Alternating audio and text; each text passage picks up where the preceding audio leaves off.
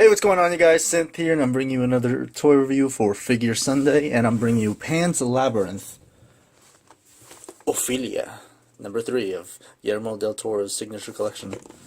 Yo, I saw this when I went to my local comic book shop, Zap Comics, in New Jersey, Wayne, New Jersey, and I had to pick it up. I was gonna pick up King Kong vs. Godzilla NECA figure, but as soon as I saw Pan's Labyrinth Ofeila, I had to pick it up. I love the movie, and I had to pick this up. So let's pop her out and see what we got. And here she is, Ofeila, in her, well, I don't want to say signature dress, because, I mean, she wore it for like one scene. It was for her first trial, and then she just got it dirty, so I'm like, oh, okay. But I guess that was a big impact on everyone for the trailer, I guess.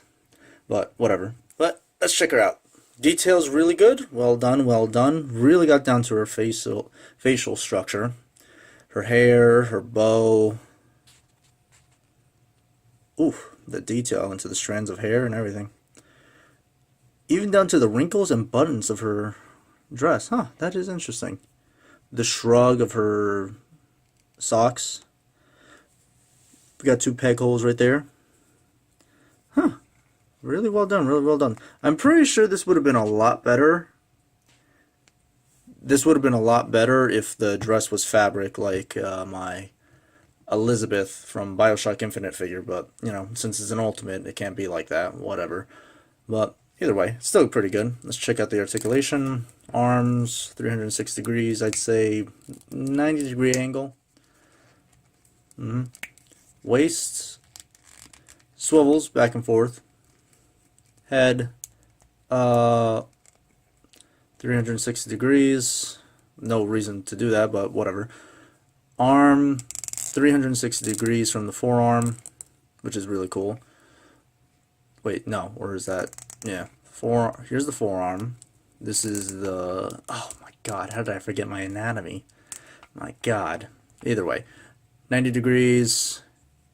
Hand, also 360 degrees. Wow, that's amazing. Jesus, this is a lot of articulation. 90 degrees in the hand. Dude, look at that. What? Look at that. That's amazing, even though it's kind of creepy looking. But I want to be careful, because when it comes to female figures, they tend to freak me out. Leg, 360 degrees. Bends slightly 90. It's just the dress is tough, so it kind of gets in the way. Foot, 360 degrees. Swivels. And then, yeah, that's about it.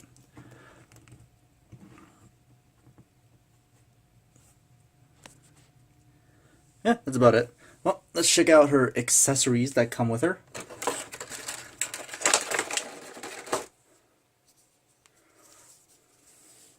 Well, we got her book. Ooh, and it feels very interesting. It feels like leather. It feels like actual leather, like a leather book. It's pretty interesting. The detail to the almighty tree, to the kingdom and everything. Pages. We got even a little bookmark going on right there. Yo, this is pretty good. This book is what allows her to do her trials and to know what's going to be going on, and was given to her by the faun. The faun. Really well done, really well done. There you go, with her holding the book. Really good.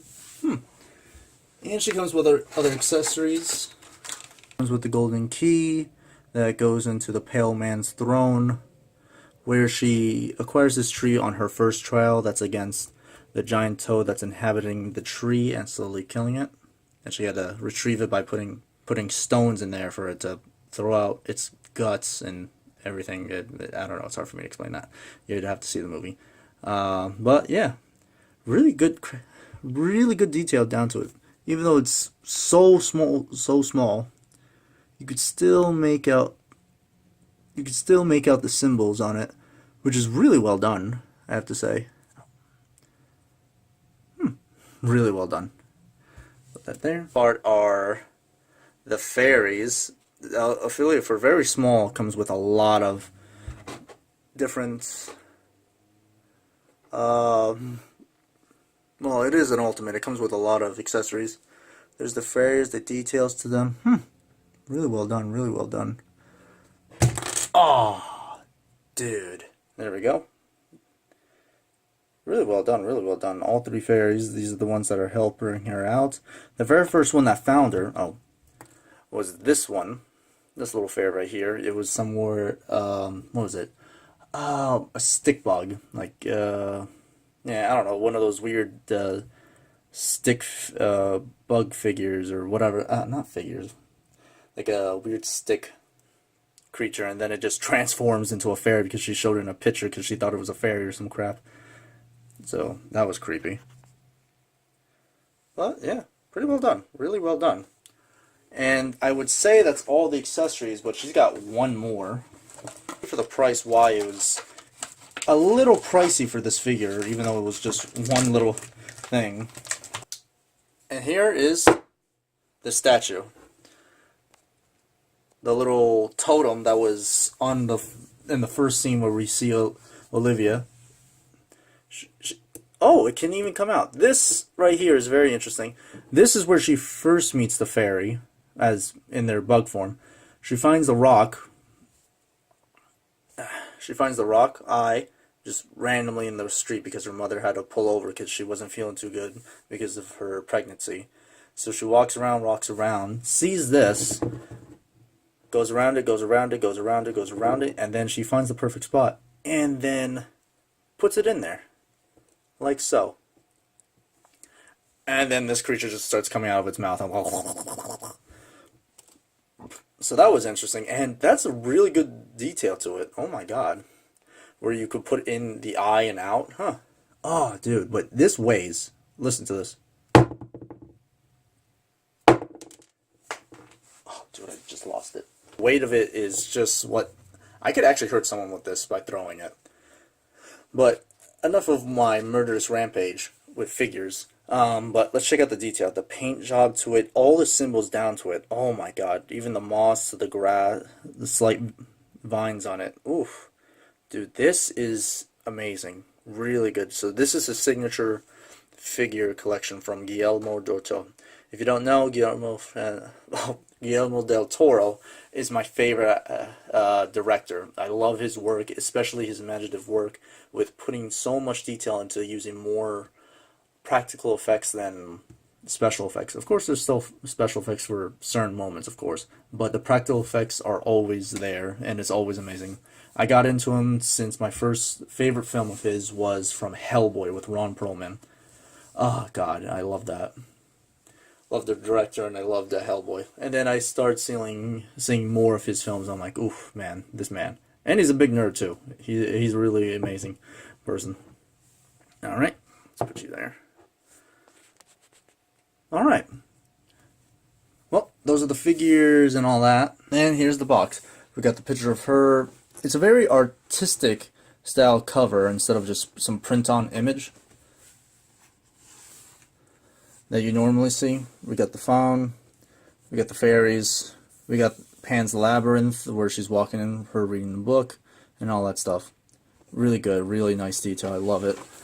We got the title right there. We got Ofeila, Guillermo del Toro's signature collection number 3. Pan's Labyrinth, one of Guillermo del Toro's most visually stunning films. Pan's Labyrinth is a dark yet beautiful fantasy set 5 years after the Spanish Civil War. Insidious brutality of the real world continues to cast a long shadow, infiltrating even the fantasy world of an 11-year-old Ofeila who begins terrifying reality-spinning journey after meeting a mysterious faun in a crumbling labyrinth. Her mystic quest crosses seamlessly from one world to another, weaving parallel about the power and pain of innocence. And NECA'S proudly presents the Guillermo del Toro signature collection, where we have Santi. I don't know who that is. All I know, it's some weird dying kid next to a bomb. The Pale Man, have to pick him up. This was her second trial. The faun, can't wait for him to drop. He's dropped. The faun's not dropped yet. And then there's Ofeila. And there we go with her posing with the fairies. In some manner they managed to make them floating, I guess by strings. Stone statue, Pan's Labyrinth, yada yada. We got the inside where we have the dying tree of the first trial, where she goes in there, gets the key, and then we have right here holding the book. All sick, all sick. Oh, but really well done. They even managed to the point where they got the arc on the entrance to Pan's Labyrinth. Oof. I have to say, this is a lot of work right into this, just even to the box. I guess that's what they get with working with Guillermo del Toro. Gotta go all the way, baby. Of course, in the midst of all this, at the end of all my figure reviews, I tend to give a little history lesson on who this character is or where they came from. Of course, there's a slight description on the back of them, but I tend to give a little more to it. Pan's Labyrinth, Spanish, El Laberinto de Fauna, or what it means is the Labyrinth of the Faun, is a 2006 dark fantasy drama film written and directed by Guillermo del Toro and starring Ivanka Bakiro, Sergi Lopez, Marble Verdu, Doug Jones, and Arena Gale. It was produced and distributed internationally by Esperanto Films and Warner Brothers, with Picture House handled U.S. distribution rights. The story takes place in Spain during the summer of 1944, 5 years after the Spanish Civil War. In the early Franquist period, the narrative intertwines this real world with mythical world centered on an overgrown, abandoned labyrinth and mysterious found creature with whom the main character Ofeila interacts. Ofelia's stepfather, the Fangalist Captain Vidal, hunts the Spanish Masquis, whose fight against the Franciscus regime in the rain. While Ofelia's pregnant mother, Carmen, grows increasingly ill, Ofeila meets several strange and magical creatures who become central to her story, leading her through the trials of the old Carmen grows incuriously the trials of the old Labyrinth garden. And that is the story of basic Pan's Labyrinth. Came out in 2006. This is pretty old.